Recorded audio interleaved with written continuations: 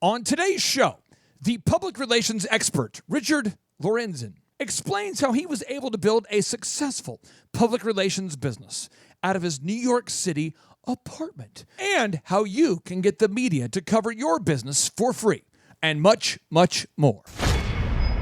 Some shows don't need a celebrity narrator to introduce the show, but this show does. 2 men, 8 kids, co-created by 2 different women, 13 multi-million-dollar businesses. Ladies and gentlemen, welcome to the Thrivetime Show. Now, 3, 2, 1, here we go! Started from the bottom, now we here. Started from the bottom, and we'll show you how to get here. Started from the bottom, now we here. Started from the bottom, now we here. Started from the bottom, now we here. Started from the bottom, and we'll show you how to. Oh yes, Thrive Nation, and on today's show, we are interviewing a man by the name of Richard Lorenzen, who started his New York City-based public relations firm, Fifth Avenue Brands, at just the young age, Dr. Z, of 15. Richard, welcome onto the show. How are you, sir? Hey, guys, I'm good. How are you? Doing well, doing well. I got to ask this, my friend. You started your PR company at the age of 15 when, many people are not taking life seriously. Can you share with the listeners how you were able to start a public relations firm at just the age of 15? Sure. So, growing up, I would preface it by saying, I was kind of like one of those computer nerds growing up who I was always interested in the internet, and I wanted to look for different ways that I could start a business and make money online. I wanted to become an entrepreneur. That was something that I figured out early on when I was a teenager. And I was looking at all the different ways that I might be able to do that. And obviously at 15 years old, you don't have a lot of resources to be able to go out and start, a real physical business. But I had a computer and I had an internet connection in my parents' house. So I realized that I needed to find something that I could do online using that.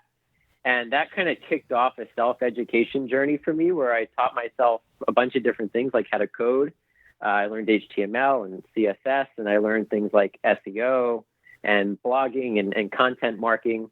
And keep in mind, this was, 11 years ago. So it was very early stage in the internet marketing industry, but I was learning what was already, evolving into SEO and web design and all these different things. And as I was doing that, I realized that I was learning, a skill set, and I was developing a service that I could probably sell to local businesses. And again, this was, 11 years ago when digital marketing was a very new thing. Advertising on the internet was a new concept, so most businesses didn't know yet how much it was worth to them, whether they should do it. A lot of companies, especially small businesses, didn't have websites. So it was kind of an opportunity for me to find a niche in the industry early on that I could kind of carve out for myself. And what I started doing was I would do things as simple as going onto classified websites and forums for business owners and start advertising my services now that I was this expert in digital marketing after learning about it online for a couple of weeks. And I started selling services like SEO and blogging and, very, very early on digital PR, helping companies get featured on niche blogs and industry websites and things like that. And it started out really slow. In the beginning, I would get a client here and there who would trust me with maybe a few $100s to whether it was, design a website for them or to, maybe get them some publicity on a industry website or do some SEO. It started very small like that, but I started to get some results for clients. And as I was getting results for them, growing their traffic, getting more sales leads for them, they started referring other friends who had businesses.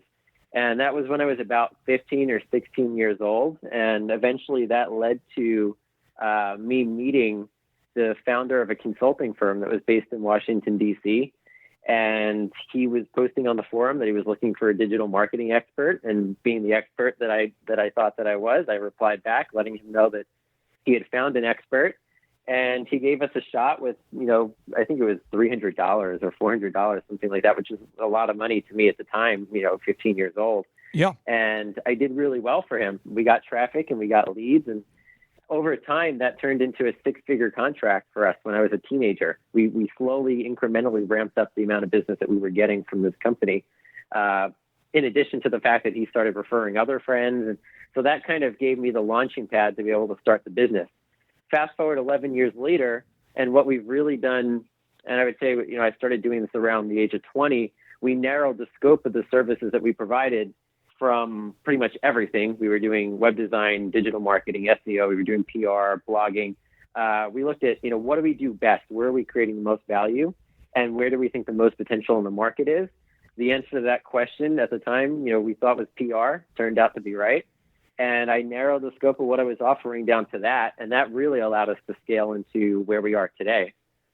What is, for the listeners out there that are not familiar with what PR or public relations is all about, could you share for the folks out there who are going, okay, I've heard the phrase PR, I've heard about public relations, but what really is that? Sure. So the cornerstone of PR is media relations. And what that is getting yourself or your business or your products basically covered in the media, in the press, whether it's getting articles about your company in the newspaper or whether it's getting featured on a television show, getting covered in the news in a way that promotes your business or promotes your brand or your product, typically for the purpose of growing your business, getting more customers, growing your audience, et cetera. So it's the strategy of how do you get news organizations to cover your business for free versus paid advertising where you're, let's say, buying a page ad in the New York Times or something like that. Richard, Dr. Z here. That's just a fantastic story how a 15-year-old starts the business. Starts it small and just kind of grinds away, gets a little bit of here, gets a little success. And there, I love the fact that you introduced yourself as a computer nerd. And you said, hey, listen, this is something, obviously it's something you love to do. And what we try to teach the Thrive Nation out there is find something you're good at and figure out how to make a living doing it, right? Find something you enjoy doing, so go. It's exactly it. Look at, and I always say, it doesn't even need to be the new shiny object in business. It doesn't need to be blockchain or it doesn't need to be AI. You can look at established, mature industries and look at how you can outwork everybody else and carve out a niche for yourself and still build a very profitable business. You don't need to find the next Facebook. Absolutely. And I guess the good thing about starting when you're 15, you didn't have a house payment. You didn't. Yeah. There's no way you had a car payment. Right. Come on, tell me that, Yeah. You didn't have to pay electric or a trash bill or anything like that. So you had a little bit of an advantage. So maybe some young thrivers are listening out there going, listen up. You know what? Maybe this whole where everybody wants me to go to college and go do this and get a lot of debt and the normal routine. Maybe I just say, hey, you know what? When I'm young like this, maybe I just start something I really enjoy doing and try to build it up. So when did you get like an office? I'm kind of trying to picture this. Yeah. I mean, you're probably working out of your parents' house, right? Or apartment. I mean, you're in New York. Yeah. Everything's an apartment. Out of their microwave. Out of their. So walk me through just the physical location of where you were and how that transpired, because that's kind of fascinating to me. Sure. So it was probably, I would say about 21 years old. It might have even been 20. When I got to a point that I realized that I wanted to start, pursuing larger clients where it would be advantageous for me to be able to have a space where I can meet them in person. Instead of your bedroom at your mom and dad's house, right? It's a little, it's a little difficult to do it there. It's a basement boardroom. Right. So for me, that was when I saw it as being, an investment that would be worth, it would provide some kind of advantage for growing the business rather than just, getting an office space for the sake of having an office space to go to every day. Still, even today, a lot of the work that we do could be done online. We have, members of our team that work remotely from all over the country. But I think, the advantage that you get from having an office space, and I guess it's particularly for us because we're in New York City, maybe in some other places it's not as advantageous, but for us in New York City, there's a big tech community here. There's a big financial community. So there's lots of potential clients that you can meet with. And it does help to have that office space sometimes where you can meet with them. It was a powerful statement you just made. I want to open that up just a little bit. Powerful statement. You made a business decision to get an office when you decided it was best for the business. Not for your ego. Oh, there it is. Not because you thought you had to have one. Ooh. Not because everybody else got one. I'm going to get me with some of that. Not because everybody else thinks. Right. And you said to yourself, okay, now to go after the big fish or to go after the next level, it makes sense to have this now. So I am finally going to go out there, spend the money, invest in this because that is an investment. I know you're renting, but still, it's an investment, Right? And a commitment because you probably had to sign a 3, 4, 5. I don't know you. I've never rented space in New York, but I'm maybe longer. Commitment to it. And that's a big chunk of money you're committing to. But you did that as a business move, not a. Well, doesn't everybody has an office? Yeah, what's this thing to do? I mean, my ego. I want a big corner office with a big desk, and nobody else can walk in the room because it's so big, my desk. And you talk about that on the show all the time, Dr. Z, is you got to run everything through a filter of what's best for the business. I want to ask you this, Richard, for the listeners out there who say, you know what, gosh, I love that idea you mentioned earlier about getting the media agencies to cover my business for free. Getting media agencies to run stories, to write stories, to cover stories about my business for free. What advice would you have for the listeners out there who have a business, who would like to have the local TV, radio, different media outlets cover their business? What advice would you have for the listeners out there for how to get free media coverage of their business? Sure. So, the two most important starting points for any PR campaign are you need to have a great story to tell, and we'll unpack that one in a minute. And the other one is you need to have relationships that you can tell the story to, meaning reporters or editors who work for newspapers and TV networks, who you can reach out to and say, hey, we have this great story. We want to share it with you. Would you like to interview us and have us on the show or, publish us in your paper? So those are the two things there's a lot of other moving parts, but those two things you need to get right in order to make it work. So you got to have a great story and great context. So let's make sure I'm getting that right. I'm typing down the show notes here. You have a great story and great context. Is that correct? Exactly. Okay, That's back correct. to you. You need a great story, great context. So, going back to the story, this is where a lot of business owners, especially when they're new at PR, tend to make a lot of mistakes. And it's why they'll do something where they'll put together a PR program, they'll reach out to a lot of reporters, and nothing happens and they don't know why, or they think it doesn't work. And most often it's because of the story or the content that you're trying to put out. If you're trying to create a story about your company or about your product or about yourself that's promotional and sounds more like a sales message, or it sounds more like a billboard or a brochure about why people should buy your product, it's likely not going to get picked up as a news story, when you have to think about news outlets and reporters are looking at how they can provide value for readers, whether that value is education, whether it's entertainment, whether it's, insight. They're looking at how they can create value. So when you're coming up with a story about yourself and your company, you need to put yourself in their shoes and think about how you can provide value. How can you educate readers? How can you entertain readers? So when we work with a client, we look at all of the we do a deep dive into their company. We look at their branding, their messaging. We look at the story behind how they got started. And we look at where the interesting stories are. Does the founder have an interesting backstory about how they overcame obstacles in their life to build a successful company? Or is there an interesting story about the culture in the office, something quirky that they do that might be entertaining or, educational for other business owners? Maybe there's a story about impact they're having on the community or on the world.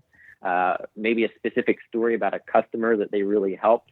But you have to look at where the story is, and if there's a human interest aspect to it, it's even better. But you need to focus on telling that powerful story rather than just saying, we have the best widget at this, and these are the features, and this is why you should buy it, and it's only this much money with free shipping if you buy it in the next 10 days. That's the kind of stuff that reporters get all day long from amateur PR people, from, marketers who are new, business owners who are new to doing PR. And that's the kind of stuff, they get hundreds of them a day and they just delete them. Richard, so you really have to focus on what's the great story. I want to ask you this as it relates to PR. I've read a lot of different PR books over the years, and I think there are some books that I've read that I say to myself, why am I reading this at all? This right here was a copious waste of my time. And then other books you go, wow, that was good. The book that to me was the most useful for learning public relations was recommended to me by a friend who worked for a major PR company. that was doing a lot of work with Microsoft. And the book was Guerrilla PR 2.0. Wage an effective publicity campaign without going broke by Michael Levine. Do you have a specific book that you would recommend as it relates to public relations for the listeners out there? I would recommend a book called The Publicity Handbook. It really goes in depth into how to pitch, how to build relationships with journalists, what structurally a pitch should look like when you're sending an email pitch to a reporter about your company, what that email should look like, how to format it. So that really covers both the strategy and the tactical. I would recommend picking up The Publicity Handbook. Okay, The Publicity Handbook. I'm putting that on the show notes there. So The Publicity Handbook. Now, you said you have to have good contacts. How do you go about, if somebody out there is listening and they go, I don't have any contacts, how do they start with that? Oh, wait, I can help with that. You're talking about contact lenses? I can help with that. Dr. Clay. Z. Oh, Dr. Glasses, Z. contact lenses. I'm an optometrist, Richard, so I can help with. Oh, wait, you're talking about probably different kind of contacts, man. A different kind. Oh, I'm so sorry embarrassed. about that. I'm It's so sorry about embarrassed. not clarifying. Sidebar. Go ahead, Richard. Back to you. Well, it's a different type, but it's actually not that difficult to cultivate. Lucky we're living in the age of the internet where you can basically reach out to anybody through social media. And what I would recommend doing, first and foremost, you have to know what your target is, right? So look at what reporters are covering your industry and your niche or whatever topic it is that you want to be featured about. You can go on Google News. You can go on social media. You can look for all the most recent articles that, whether it's the New York Times, whether it's TechCrunch, whatever, niche or industry you're in, look at who's writing about your industry. And then what you want to do is compile a list of names, whether it's 10, whether it's, 30, 50, it depends again on the niche. Some niches have a lot of reporters, some don't. But create a list and start reading up on them. Start going to their Twitter page, start going to their Facebook profiles, read, 5 or 10 of their most recent articles. Learn about what they like, what they don't like, what they tend to cover, connect with them on LinkedIn. And you can start as simply as that, beginning to engage with them on social media, comment on some of their articles, like some of their stuff, start to send them messages. You could send them a message on Facebook or on Twitter. And a lot of times you'll find that reporters, whether it's in their Twitter bio or whether it's on LinkedIn, a lot of them post their email addresses for people to send them tips. So the easiest way to do this to get started in terms of harvesting contact information is check their Twitter and their LinkedIn. You may be able to find their email contact. If you can't, there are also a lot of tools and softwares out there that you can use, and most of them are not too expensive compared to hiring a full service agency to do it for you. You can use some of these tools. Muckrack is one of them. Decision's another one of them. There's one called Trendkite, and these are all tools, software that are basically databases for reporter contact information. You said I know somebody out there wants us to take notes on this here, so we like to put on the show notes these, and these are new words, new concepts, new ideas for a lot of people out there. You said Muckrack. Can you spell that for the listeners out there? Yeah, that's Muckrack, Muckrack. Okay, and then you said Trendkite. And the other Trendkite. Yep. So Trend, Trend. And then Kite, Kite. Got it. Okay. And what's the next one? The other one was Cision, Cision. That right there is good stuff, drivers. Between those three, you should be able to find something that works for your price point. They're all, very good tools. We've used them all. And again, like I said, the most important thing is compiling that list of names of reporters so you know what you're looking for. But once you have that list and you know what they like to cover and you're familiar with their work and you're beginning to engage with them, that would be a good time to get their contact information. And now you can send them a pitch about your business and your story and what you're working on. So with your business, I want to make sure, Zia, we're not skipping this part because you started at the young age of 15, Richard. And you went on to different websites, different job posts to get your clients. If you had to summarize how you got your first 10 clients, how would you, for somebody out there who's maybe looking to start a PR company in California or some other market, what advice would you have for getting their first 10 clients? In 2 words, I would say direct response, and really what it was, it's just gritty, consistent outreach to people, cold outreach Introducing yourself, what you do, asking about their needs, whether or not, they're in the market maybe for a new agency. But I've personally, and I'm a direct response guy, so that's, an area of marketing that really works for us. And it's a channel that we've really scaled.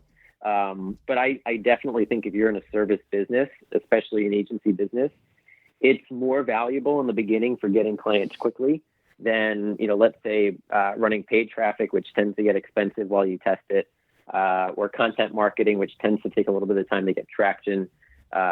If you take those and you compare it to just going out and asking people to buy your product and making them an offer, you can get traction pretty quickly that way. That's what I did in the beginning. It was very early on. It was very basic stuff, classified websites, forums, just meeting people and talking to them, telling them what I did, asking them to buy, and to, what we do now, where we do a lot of different outreach through email, through LinkedIn and, different platforms. But I'm a big believer in direct response for agencies. So how many people work with you today on your team? Do you have like a huge team? Do you like to keep the team lean? What does the team look like? We stay lean. We have 15 people. Okay. Most of them are involved in either client services or marketing. And I definitely like keeping the team lean. We've been able to provide really high touch level services to our clients. And I think for an agency structure, there's lots of agencies out there that have gone from, 0 to thousands of employees, and it's just really tough to quality control it. So I've enjoyed, staying lean. Richard, Eric Chubb here. I was going to ask you, where do you see most companies going wrong with today's digital PR and marketing environments? Are there some big mistakes people keep making over and over that you see as you work with your clients? Yeah, I would, again, number one is definitely the storytelling. You can do a lot of other things wrong in PR, but if you have a great story, the news is still going to cover it. And that kind of also applies to, social media and other areas of marketing as well. If you're putting out great content, people are going to share it. They're going to talk about it and engage with it. So, I do think there needs to be a lot more emphasis around storytelling and quality of messaging versus just trying to pump out tons of content. That's a big thing that I see, a lot of people doing. And then the other thing would probably be, and this also goes back to the other thing, which is, relationships, focusing on building, real high quality relationships rather than just trying to, cultivate transactional relationships where people do something for you and then you move on. So, a lot of emphasis on messaging, a lot of emphasis on relationships. So what does the next 12 months look like for you? As you're growing, Richard, you're growing your agency, you're growing your business. Obviously, you've had some really good success so far with Fifth Avenue Brands, a company you've been working on since the age of 15. What do you see happening over the next 12 months? What's your big goal? For us, we're actually, first focus is always serving clients. We're making sure that, we're providing the maximum amount of value that we can for our clients. And then number two is I definitely think that Asia is going to be a developing market for us. I spend a lot of time in Asia. We do a little bit of business there now, and I think that it's going to grow into a much bigger market for us in 2019 and 2020. Obviously, you're seeing the economic growth that's happening in areas like China and South Korea and also Southeast Asia like Singapore and Vietnam. And we think there's going to be a lot of opportunity there for companies that want to bridge the gap between what they're already doing in Asia and also scaling into the U.S. market. And that's something where we've been uniquely positioned to be able to help some Asian companies with doing. So that's something that's on our radar for next year. For people that want to learn more about your business and sort of decide whether they want to work with you or just learn more about you and your story, what website do you want to direct all of the listeners to go check out?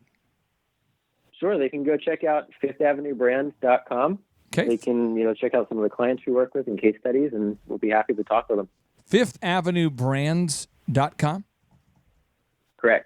Okay, Fifth Avenue. We'll put that on the show notes there. And Z, we're always curious about the habits and routines of people that are having abnormal success. We're just kind of curious dudes, aren't we? We are. Kind of curious. Like cats. Kind of like George, the monkey. Like monkeys. Was he a monkey? Yeah. He was a monkey. Yeah, right? And so, George. And so this just in here, Richard, I want to ask you this.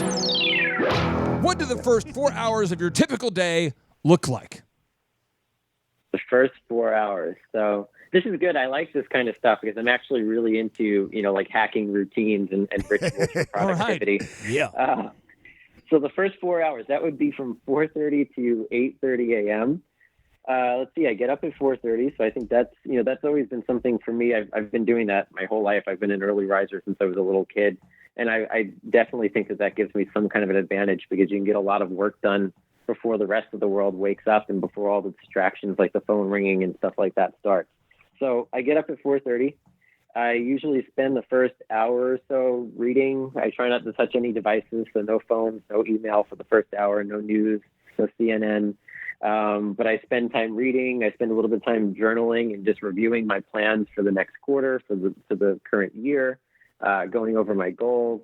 I try to do a little bit of meditating or breathing exercises, do a little bit of exercising, eat a good breakfast, and then I'm at my desk, usually by about 6:30. First 2 hours of my day from 6:30 to 8:30 at my desk are usually spent doing a lot of different things. Sometimes it's working on stuff with my team, like management related stuff, or sometimes it's working on client related stuff. I try not to do my first conference call until about 10 a.m. This way I can spend the first few hours of my day working on just some of the heavy lifting and getting done the most difficult tasks of the day. And then I spend the rest of the day doing phone calls or meetings or events or whatever else I have going on. So at 4:30 in the morning, you're waking up. 4:30. Yep. And what time? That's right. When are you doing your reading and your journaling? What time is that? That's between 4:30 and 5:30, 5:45. I usually take about an hour, sometimes a little bit more, to do all that stuff. When do you work out? When are you getting jacked? Right after that. So that's around, like 5:45, 6 o'clock. The gym in my building opens a little bit before 6 o'clock, so I try to get up there right around then. Do you go in there and just throw the weights around and inject steroids in front of everybody else? What kind of routine do you have in the gym? It's a combination of, lifting weights and also running on the treadmill for some cardio. Okay, now and then you're at your desk like at 6:30 though, so you're working out for like 45 minutes. Is that right, or probably about 30? 30 minutes. Okay. Yeah, Now, Z, 30 minutes. That's it. Now, Z, I have a few more questions for Mr. Richard, but I'm going to let you interrogate him because I know you want to paint him into a corner with tough entrepreneurial questions that only Richard could answer. And then Marshall Morris, the Amazon best-selling author of the Start Here book that we have, he wants to interrogate you. And then Eric Chupp. It's like you're surrounded on four sides. Here we come. Here come the tough questions. Samurai questions here. He's like Chuck Norris. We're the samurais. We're closing in, Z. Get ready. Richard, so when do you go to bed? When's your I'm going to bed time? That's a tough one, I know. I go to bed at 10. Most nights at 10. So you're getting 6.5 hours of sleep. Yep, not too bad. Not too bad. That's actually, I have a sleep center. That's one of my businesses I have. So it always amazes me that some people want to carry around this badge of pride about, I only need like 87 minutes of sleep. And I'm good. So I nap a lot during the day. And this is not a political statement, but this is a statement that was made by a political figure. I'll never forget during one of the debates where President Trump, and presidential candidate Hillary Clinton and presidential candidate Donald Trump were debating. Yes. And he went on a tangent about how he requires little sleep, and she requires so much sleep. He goes, I require so little sleep, and she requires huge amounts of sleep. And it was a huge funny thing because when you ended up reading the transcripts, he basically was excited that he only sleeps 3 hours a day. So he's still alive. So that's his move, I guess. That's his move. He's like Batman. And some people, it depends on how you get into REM, and it's really not the hours of sleep, it's the quality of sleep and how quickly you get there. And so there's a lot of things but 6.5, it's not bad because what happens a lot of times is that I'm a night owl.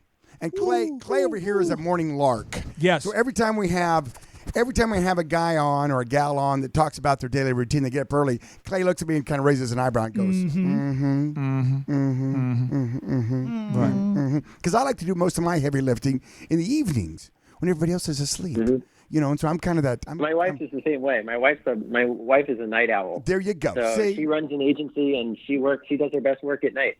There you go. I think it is different for everybody. It is, and that's the point I was trying to make on that, because a lot of people listen to success stories and then go, okay, if I do exactly what Richard does every day, I'm going to be successful. And there is some truth to that. We follow. Let me give you audio of Dr. Z, what he sounds like around midnight. He says, Clay, this is Dr. Z. I'm like, is this Batman? No, this is Dr. Z. Because see what happens with us, Richard, about 9 p.m.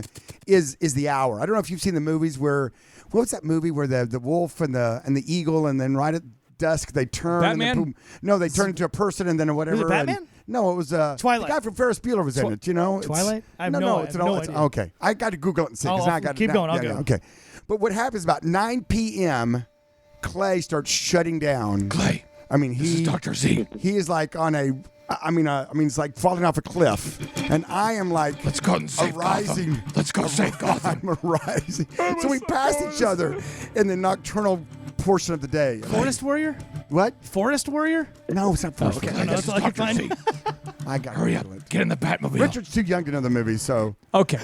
who's The point is, you could. Ferris Bueller. Who's that? Who's that actor? Ferris Bueller, actor. I'm looking for it right now. Ferris. Okay, this is gonna Bueller, bother me. I gotta get this. Oh, actor. Okay. It's Matthew Broderick. Matthew Broderick. Matthew Broderick. Is that There correct? you go. We're going to figure this out. This is okay. We've got This is the most important thing in the world, and now we've solved it. Now I'm gonna do Matthew Broderick movies, and here it is. It's showing up. Here it is. Z's pulling it up here. Z, give us the real and raw truth, please. Ooh, baby, I like it. Here we go. We're getting ready, Richard. This is the important stuff. This is where the Lady show Hawk? falls apart. Here we go. Yes, Lady Hawk. Lady Hawk. But in the movie, there's a curse on the couple, and the one right at dusk, one turns into the human form, and the other turns into their it's a silly movie. But the point is that at 9 o'clock, that's Clay and I are passing each other, crossing and paths. that spectrum. Okay, I went there. Thank you. Surely you can't be serious. I am serious. And don't call me Shirley. Okay. Now we're going back to the interview. So now, Richard, for all the listeners out there who are, we have a lot of curiosity because you started a business at the age of 15. You're doing very well now. Your company's doing great. Are there certain books that you'd recommend for our listeners out there? I mean, do you have one book or two books where you go, you have to read this book? This book is hot. Yeah, I would recommend, I read The Compound Effect by Darren Hardy, and I was probably 20 when I read that book. And it's a book about productivity. It's basically, how to hack your schedule and your routine to get the most done every day, and also how to kind of tweak your mindset as well for productivity. And I would definitely recommend reading that book. Anything by Robin Sharma, also a friend of mine. He has a lot of great books. I would definitely recommend checking out. How do you spell his that stuff name? as well. How do you spell that name? Robin and Sharma, Sharma. Got it. Okay, so Robin Sharma, Darren Hardy, The Compound Effect, anything by Robin Sharma. Marshall Morris, co-author of the Amazon best-selling book, Start Here. It is now time for you to paint our guest into a corner and to attack him as only you can. Okay, here we go. So, we've interviewed a number of different mentors, marketing, PR, and Michael Levine. He wrote Guerrilla PR 2.0. He talks about needing to spend 11% of your gross revenue on marketing, and hearing you talk about needing to set aside a certain amount of time to continually reach out to different people for being featured in the news. What we see a lot of times with business owners is that they will do that habit until they become busy. And then slowly but surely that management time, like you said, that you set aside, you won't schedule a conference call. And it sounds like you do that very intentionally so that you can do most of the heavy lifting before, burning fires come up during the day. Why is that so important that you protect that time and those resources to do that as you're growing the company and working on the business, as well as working in the business, scheduling time to actually improve the business? Why has that been so integral and important to you moving forward? Well, it's really important, I've found, to be able to allocate a set time block every single day consistently where you're spending time on activity that's actually revenue producing activity, right? Because when you're running a business, there are so many different things that come up that you're just reacting to all day long, putting out fires, dealing with issues with your team, client issues. There are a lot of different things that pop up unexpectedly, and you have to react to them immediately. So if you're not intentionally carving out time every single day where you're investing yourself into revenue producing activities, whatever that looks like for you based on your goals, you'll be busy, but you'll find that over time, your momentum starts shrinking. That's what I found for me. And I think then you need to figure out what time of the day works best for me to schedule that activity in. And, going back to what I said before, I tend to, be the most productive in the morning. So I found that if I'm spending that time from 6:30, up until about 10 a.m., really focusing on, the nitty gritty stuff that needs to get done to really move the needle in the business. And then the rest of the day I can spend time, responding to emails, doing phone calls, putting out fires, whatever comes up. And again, you need to find the time of the day that works best for you. But I do really think it's important to, identify what are those revenue producing activities for me, and how do I make sure I'm doing them consistently every single day, even when I'm really busy with, things are great and we're making money and we have business and we have projects. You still need to be doing those things that are laying the foundation and planting the seeds for more growth tomorrow and next year and down the road. My final question for you relates kind of into your personal life. I want to take a look into the man outside of the world of PR, and then Eric Chuff is going to one-up me with a question that probably a game-changing question that requires cowbell to celebrate. So, are you a family guy? Are you a single guy? Walk us through, because you've had so much success. Well, he mentioned his wife earlier, so. Well, I mean, do you have a lot of kids? Do you have I have 5 kids, Z. I mean, I have like a herd of kids. Yeah, but you couldn't afford cable for a long time, so. Richard, how many kids do you have? How many kids do you have? I have no kids. I'm married, but I have no kids. But I definitely in recent years, I guess after getting married, I figured out how to be a lot better at balancing between personal life and business. So I used to be working a lot more hours than I am now. I still work, a decent amount. I probably put in about, 12 hours a day or a little bit less. But I've definitely become better at having that balance where you can go home at the end of the day and, you recharge, do something different, do something fun with your wife. It's a good way to stay married and to still run your business. Yes. Okay, Eric Chupp, you can one-up us all with the final hot question of the show. Okay, I want to know, where did your drive come from when you were 15 and starting your first business? Were your parents driven people? Were you born with the drive? Were they entrepreneurs? Where did this come from?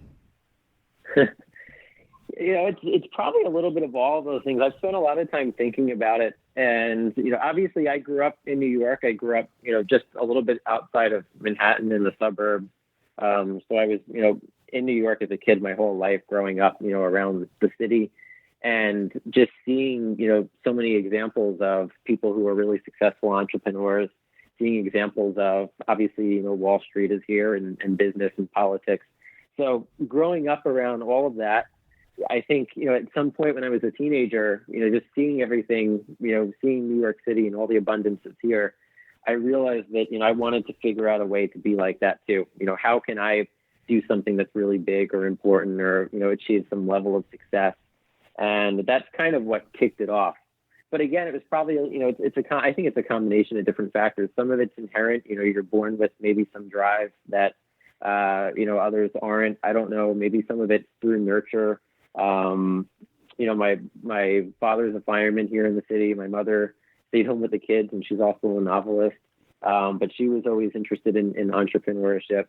So I think it's a little bit of a lot of different factors, but definitely I would say, growing up in New York, I was fortunate. I was surrounded by an ecosystem of, entrepreneurship and finance. So that was definitely something that helped drive me. I tell you what, Richard, you are a wealth of knowledge, and I know that we have a lot of listeners out there that are going to want to learn more about you and your PR firm. What is the one website you would direct all of our listeners to check out today if they want to learn more about you? Do you want to send them to Fifth Avenue or richardlorenzen.com, or where's the best place to continue this conversation digitally for anybody out there? Well, they could definitely go to my Instagram. It's instagram.com/Richard Lorenzen. And, so obviously if they want to learn more about me, they can see all my, my posts there. They can reach out to me directly. Otherwise, if they want to connect with the company, they can also go to fifthavenuebrands.com. All right. Well, Richard, we'd like to end every show with a boom, which around here stands for big, overwhelming, optimistic momentum. So essentially, Z, we say 3, 2, 1, and then we end with a boom. Boom. That's what we do. And in New York, you say boom a lot, I know. Hey, so boom. it's probably boom. Yep. So, Richard, are you prepared to give us a boom from New York City? I am. Eric Chupp, are you ready? By the way, the only kind of social media I do, this is Dr. Z again, Richard, is a LinkedIn, and I just entered LinkedIn to be like a buddy, a bro. business Is it a business bro? Sure. Yeah. So we could business bro up, bro. Bro dog. Awesome. Bro. Well, I let's will look do for that. this. I look Bro. forward to it. Let's Bro. do this, guys. Here we go. Let's Here we business go. throw it up. All right, 3, 2, 1, boom.